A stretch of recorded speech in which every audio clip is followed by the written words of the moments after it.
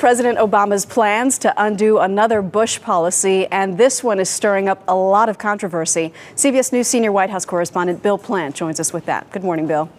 Morning, Maggie. The stem cell issue has deep moral and political implications. It's the first issue of that kind that President Obama has undertaken.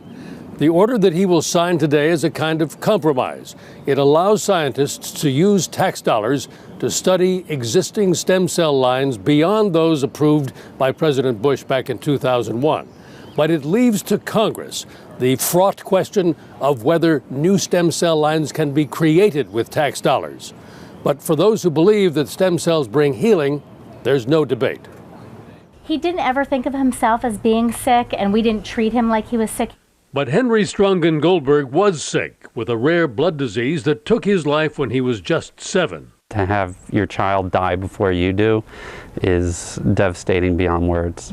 Henry's parents, Lori Strongen and Alan Goldberg, believe their son's chance of survival ended when President George W. Bush signed an executive order in August 2001 banning the federal government from funding embryonic stem cell research. The controversy: the embryos are destroyed when harvested, and opponents equate that to the destruction of human life.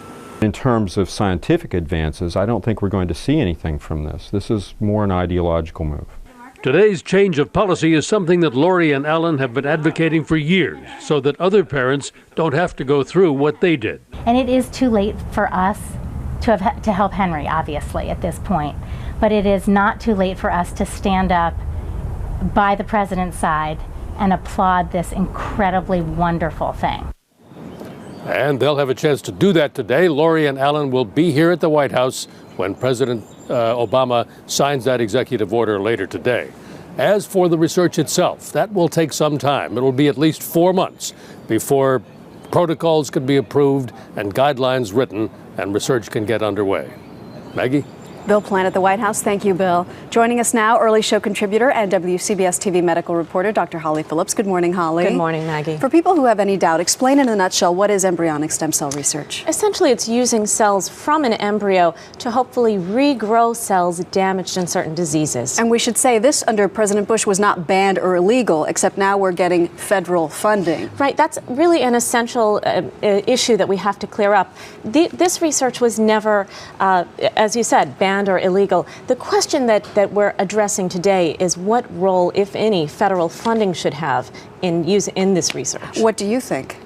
Well, you know, it's not really so much what I think. It's more that what President Obama is saying is that we need to support our scientists.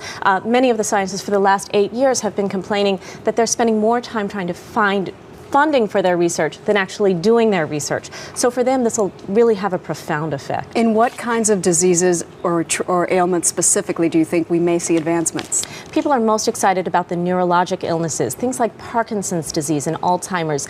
This summer, a private research group out of California is actually going to start using embryonic stem cells in humans to hopefully cure spinal cell injuries for people who've been paralyzed from the waist down.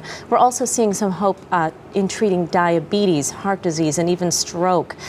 So really, millions of people could be affected by this research. I wonder if we'll see progress more quickly now that these scientists have less red tape to work through. I think so, and certainly the scientific and medical community is thinking so as well. Certainly on an international level, in medicine, we're so excited about this research and the potential for healing that it has. So I think less red tape will have a profound effect. All right, Dr. Holly Phillips, welcome back from maternity leave. Thank you, Showing off Maggie. pictures of Olivia. It's beautiful. Very exciting. Thank you.